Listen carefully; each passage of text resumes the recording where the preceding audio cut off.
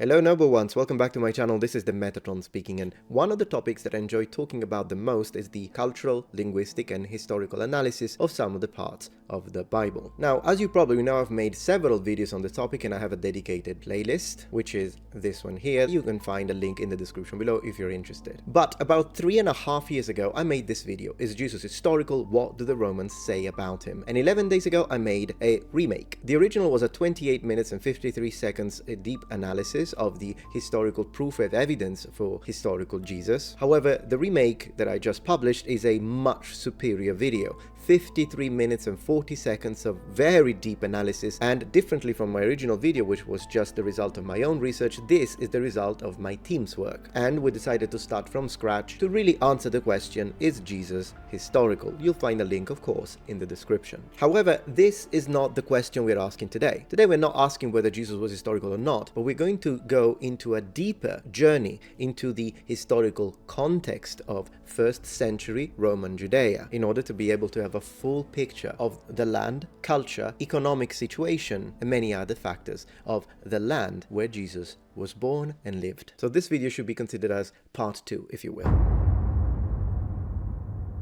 I would like to first begin by discussing the historicity of one of the most famously or infamously mentioned characters when it comes to Jesus' crucifixion, Pontius Pilate. Was Pontius Pilate a real historical Roman governor? Well, one way to answer this is to look at inscription Année, épigraphique 1963-104, which was found near Caesarea Maritima, which was the main center of the Roman province of Judea. It must have been part of a celebratory stone relating to the construction of a Tiberieum, a sacred building in honor of Emperor Tiberius, the second Roman emperor. The inscription reads as follows: Tiberieum, Pontius Pilatus, praefectus IUDA, FECIT, DICAVIT. So, what we see is that this stone is indicating that the temple was erected and dedicated to the emperor by the prefect of Judea, Pontius Pilate. The earliest literary source that mentions Pilate is Embassy to Gaius by Philo of Alexandria, who was his contemporary, born around 20 BC and who died around 45 AD. For full context, Philo, who was of Jewish origin, in other words, citizenship had been granted to his grandfather by Caesar, has no flattering words for Pilate, and after briefly noting, open quotes, Pilate was one of the emperor's lieutenants, having been appointed governor of Judea, close quotes, he describes him as, open quotes, inflexible, merciless and obstinate man known to the population for corruption, acts of arrogance, robbery, habits of insulting people, cruelty, continuous murders of untried and uncondemned persons, and his endless, gratuitous and most grievous inhumanity, close quotes. Now, according to Philo, not so much with the intent to honor Tiberius, but rather to irritate the population, Pilate had some votive offerings to the emperor displayed in the form of golden shields, probably phalerae, in the holy city, causing great turmoil among the Jews. And what happened is once again interesting and indicative when it comes to this character's personality and in general modus operandi, as the population specifically asked the governor to remove these golden shields, as their very presence and display was perceived as a violation of the tradition of the people, but the governor refused. The Jews then asked to be shown an edict from Tiberius that had promoted the initiative, and since Pilate was unable to produce one, they sent a complaint directly to the emperor, who, open quotes, wrote a letter reprimanding him and insulting him in the most bitter manner for his unprecedented act of audacity and wickedness, commanding him to immediately remove the shields and transport them from the metropolis of Judea to Caesarea. Close quotes. Now, the reason why we consider this event to be reliable, and something that actually happened, is not only because of this specific source, but also because it's mentioned in 2 separate works, Jewish Wars and Jewish Antiquities, both written by Josephus. For context, Josephus was born in 37 AD, but he wrote Jewish Wars between 75 and 79 AD, and Jewish Antiquities between 93 and 94 AD. What's interesting, however, is that the event is reported slightly differently. Let's check it out. According to Josephus, when Pilate refused to remove the effigies from Jerusalem, the multitude that had gathered in Caesarea threw themselves on the ground, remaining motionless for 5 days and 5 nights. When Pilate finally threatened to have the supplicants killed by his soldiers, they voluntarily offered their necks to the Romans, and then, struck by their courage, the governor, open quotes, greatly moved by their religious fervor, ordered that the effigies be taken outside of Jerusalem. Close quotes. So, as we are trying to delineate this historical personage, Pilate. Even though in the first story narrated by Philo, Pilate is described as a terrible, horrible man, we see that as we read Josephus instead, in general Pilate is presented in a much less negative way. And this is even noticed in a further passage of Jewish antiquities, where a riot that broke out in Jerusalem is described. The responsibility is substantially attributed more to the local population, who rise up because they are dissatisfied with the aqueduct built by Pilate to bring running water to the city. The same repression carried out on Pilate's orders, which proves bloody, is attributed to the ferocity of the soldiers who, open quotes, inflicted blows much harder than Pilate had commanded, close quotes, and, open quotes, punished in the same way both those who had shown themselves seditious and those who had not, close quotes. However, the same Josephus, still in Jewish antiquities, recalls that Pilate's last actions as prefect of Judea ended in a bloodbath, when in 36 AD he crushed a nascent messianic uprising among the Samaritans, who denounced the prefect's actions to Rome and succeeded in having him removed from office. Last but not least, we do find Pilate being mentioned specifically by Tacitus in his annals. So, having considered all of this, we could say that yes, Pontius Pilate is very likely to be a real historical character, and by looking at all of these events, even though there are discrepancies as to how the character was portrayed, which of course could represent bias, none of these images is really that distant from how he is represented in the Gospel. Not necessarily a ferocious man, but someone who does often have problems with the masses and either tries to subdue the masses with force when needed, or tries to do whatever he thinks that will make them happy, sometimes even failing to read through the lines. Now, there are several elements that are cultural, historical, iconographic, literary, archaeological that do confirm some of the contextual details that we find in the world described in the Gospels. We have already mentioned Pontius Pilate. We have already mentioned the very likely historicity of Jesus on my previous episode, linked in the description. Of course, there is the whole discussion of the practice of crucifixion, which we know is absolutely something the Romans did. But there are a few other things that we can discuss. One, we can try and examine when the actual more probable date of birth of Jesus would be. This is something I mentioned very briefly on my original video from 3 years ago, but today we're going to go deeper. But I would like to discuss the actual historical condition of the area, both from a political standpoint and from an economical one. Why is the economic aspect part of it? Well, because taxation under Roman rule was a problem, and discussing how people were living economically under the state of occupation first and then as a province can open up a different interpretation of very famous passages, such as the one when Jesus is specifically asked whether people should pay their taxes to Caesar or not. But let's proceed in order. Alright, all of this information was really fun, but you know what isn't fun? To spend so much time whenever I open my email taking care of spam. Literally, not making this up. This is just one of my emails. It's not even public anymore, and I keep getting spam. I've got 51 right now in the spam folder, but I cleared it yesterday night. Now, given as a mid-range YouTuber, of course I get a lot of emails. Here I've got 54,704 that I need to clear. But then again, this is not public anymore. It hasn't been in years, and I keep getting spam. And I'm sure that this happens to you as well. So how do they get our information? Well, most likely they bought it. Did you ever notice that sometimes you look for something on the internet and then all of a sudden you start getting bombarded with emails about the very thing that you were looking for? All of these companies are selling your data to data brokers who aggregate your information and sell it to other businesses, marketing agencies and advertisers. Now, your information is constantly bought and sold, meaning your name, age, contact information, login credentials, phone number, email address, browsing history, where you live, social security number, and all of this can lead to horrible things such as identity theft. And that is one of the reasons why I would like to now talk about the kind sponsor that made this video possible, Incogni. Now, Incogni is a very useful tool that goes out and takes you off these lists. Alright, all of that is impressive, but is this difficult to do? Absolutely not. All you need to do is 3 things. 1. Sign up and make an account. 2. Give them permission to act in your behalf. 3. Sit back, relax and watch them work.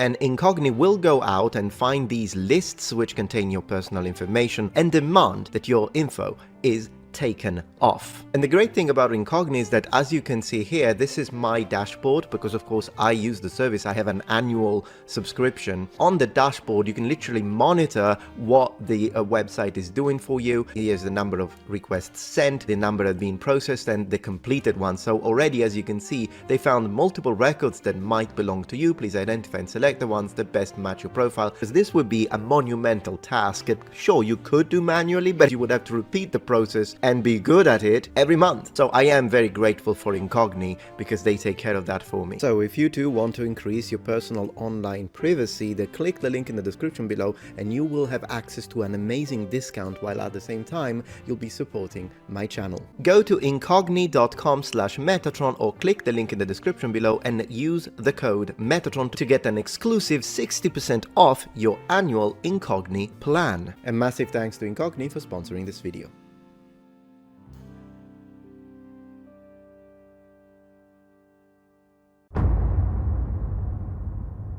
Now, in the midst of all of this, we did mention several censuses. Now, a census is in fact one of the indications that we can use in order to try and figure out when exactly Jesus Christ was born. Historians, biblists, and scholars all agree that 1 AD, the traditional date of birth of Jesus, is not the correct one, due to a calculation error which occurred during the creation of the Gregorian calendar. So, the first step should be to date Jesus' birth as precisely as possible, starting from the census which, according to tradition, would have prompted Joseph and Mary to move from Nazareth to Bethlehem, from Galilee to Judea. Now, unfortunately, historical sources are not in agreement about this, so we will need to dig a little bit. According to Tertullian, Jesus would have been born during the census ordered by the Legatus Augusti Propraetor, or governor of Syria, Sentius Saturninus, and therefore indicatively around 8 BC. Tertullian would find confirmation in the Gospel of Matthew, according to which Jesus would have been born during the reign of Herod the Great. However, in the Gospel of Luke, we read that Jesus would have been born during a census ordered by another Legatus Augusti, propraetor of Syria, Quirinius. And from Josephus, we learn that Quirinius begins his mandate in Syria between 6 and 7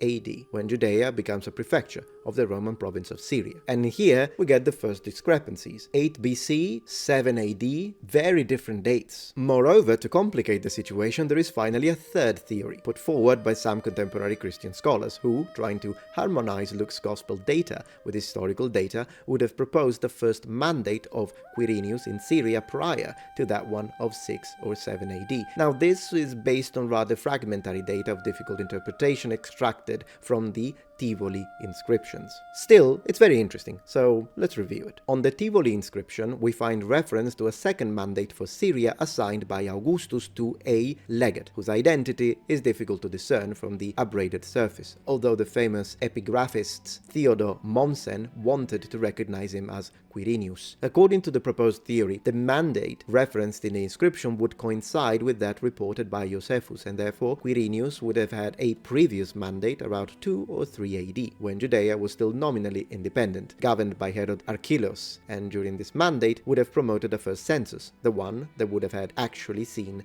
Jesus' birth. Therefore, Jesus could have been born either under the reign of Herod the Great or under the reign of Herod Archelaus, who, depending on which, one or the other, would be the Herod who would have commissioned the massacre of the innocents, or perhaps even when Judea was already a Roman prefecture. However, let's keep in mind that the Gospels do mention Herod the Great. They don't say Herod's son, and for historical context, Herod the Great would die in 4 BC. Now, for precision, what is a Roman census? Well, the Roman census is the act of counting the people and evaluating their properties for taxation in any given land, and a number of these censuses had occurred historically in this area. As stated, one happened in 6 AD, but another important census occurred in the area in 8 BC. Jesus' birth would have therefore most likely happened between 8 BC and 4 BC.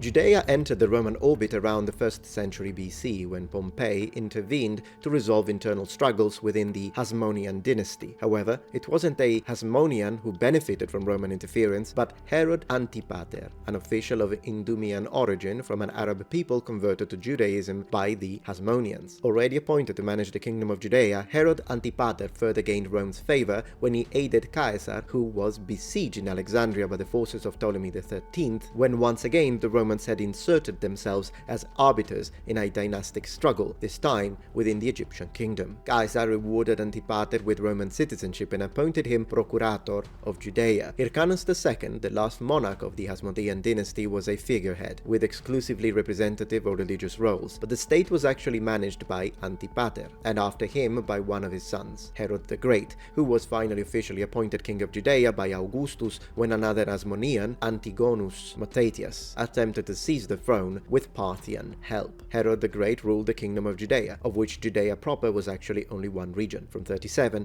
to 4 BC, and upon his death his kingdom was divided among his 4 sons, therefore known as tetrarchs. Herod Archelaus inherited the richest and most prestigious region, Judea, Samaria, and Idumea. Herod Antipas received Galilee and Perea. Herod Philip II got Batanea, Auranitis, Iturea, Golanitis, and Trachonitis. Salome I received the cities of Ashdod, Ashkelon, and Germania along the Philistine coast, and Phasaelis in the inland. Herod Archelaus proved to be an unworthy monarch, despised by his own people, and his ascension to the throne was immediately marked by the outbreak of a furious revolt, which was suppressed in blood. Shortly after, while Archelaus was in Rome to receive the emperor's ratification of his succession and to defend himself against accusations from Salome and Herod Antipas, who denounced his ascension to the throne as unjust and linked to manipulations of Herod the Great's testament, the procurator of Syria, Sabinus, who remained to govern in his absence, was effectively besieged by a new mass of seditious people inside Jerusalem. Only the intervention of the governor of Syria, at the head of his legions, Quintilius Varus, yes, the same one who would be massacred at Teutoburg by Arminius, restored order again. Herod Archelaus was reconfirmed in his position, but after years of misgovernment, it was the Judeans themselves who loudly requested the emperor to depose him. Thus, at the request of the Judeans, Augustus deposed Herod Archelaus in 6 AD, who was confined to a city in Gaul. However,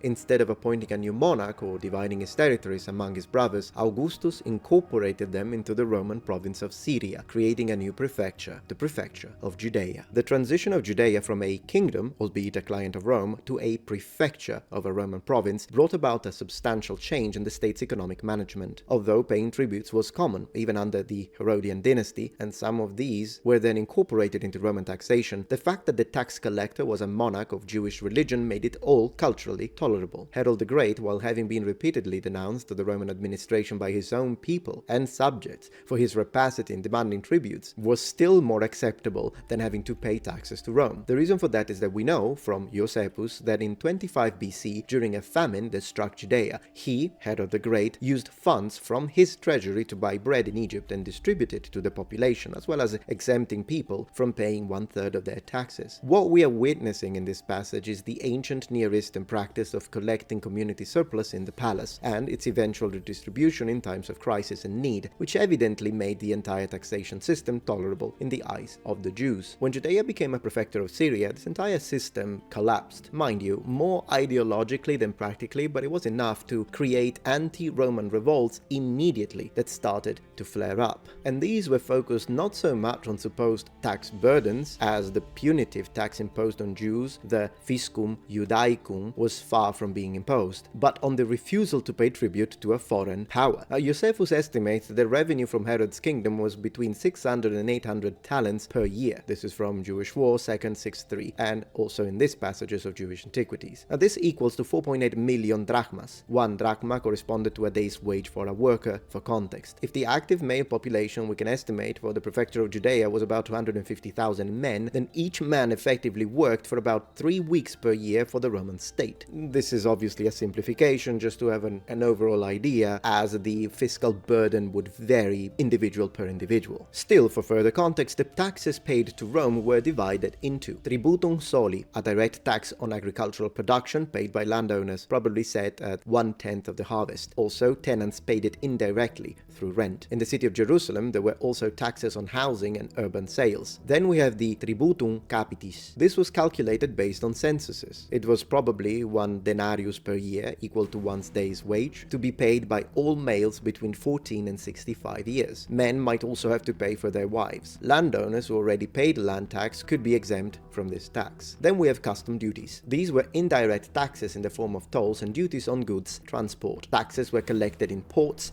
at major crossroads, in trading places, and at offices located at city gates. The Zealot sect, Josephus tells us, founded by Judas the Galilean and Zadok the Pharisee, born precisely in 6 BC, which was created exactly in 6 AD at Judea's transition from kingdom to prefecture, was based on the postulate that only God has sovereignty over the land of Israel, and therefore paying taxes to the Romans, recognizing their right, was an impious and sacrilegious act. Also, on top of that, Judas the Galilean, apart from denouncing Roman taxation and considering it impious, also claimed Hasmonean ancestry, which means he considered to have the right to be king of the Jews. Once suppressed, the uprising promoted by Judas the Galilean resurfaced in 7 AD and were crushed again with the death of their promoter. The deep connection between the rejection of Roman tax payment and the mystical and religious aspects seems to be deeply linked, as well as the recurrence of revolutionary leaders in Judea at the time proclaiming themselves monarchs, as 2 different rebel leaders had already done, Simon of Perea and Athronges, who had promoted uprisings in 4 BC at the death of Herod the Great. The rejection of Roman authority and the strong sacral component that had always characterized Jewish culture were joined by the desire, real or imaginary, to restore the last truly Jewish dynasty of the kingdom, the Hasmonean, compared to which even the Herodian monarchs themselves, although of Jewish religion, were perceived as foreigners, being Idumeans. You can now start to see why the passage in the Bible where Jesus' opponents specifically ask him about Roman taxation is so much deeper than we think once you have the full historical context. As I have stated numerous times, they were trying to pin anti-Roman sedition onto Jesus, and the reason why this would have been such a dangerous move on anyone at the time is because of all of this, and how treacherous any statement when it comes to paying or not paying taxes to the Romans could be, depending on what side is asking. Other similar figures, although perhaps less impactful from a numerical point of view, but who operated in the same years that saw Jesus' preaching, are Eleazar ben Dinai and Ptolemy, presented as bandits by Josephus, but very probably elements born within the Zealots, like the better-known Barabbas. The important point to emphasize is that the Romans were accustomed to dealing with populist leaders who regularly emerged from Jewish society, characterized by mystical and sacral elements who often declared themselves kings, and who inevitably were sources of disorder and rebellion. Alright, noble ones, but I hope that you enjoyed this spin-off, or this episode 2 of this series dedicated to the historicity of Jesus and the historical context of Roman Judea. Please let me know what you thought, and if you want me to continue, I'll make more episodes so we'll go even deeper into the linguistic aspects, into the cultural aspects, and into more history and more context for you and for me to be able to understand the Gospels and the Bible. Thank you very much for watching, and as always, I'll see you tomorrow for my next daily upload. And remember, the Metatron has spread his wings. Goodbye. Also, don't forget to check out the amazing offer by Incogni through the link in the description below.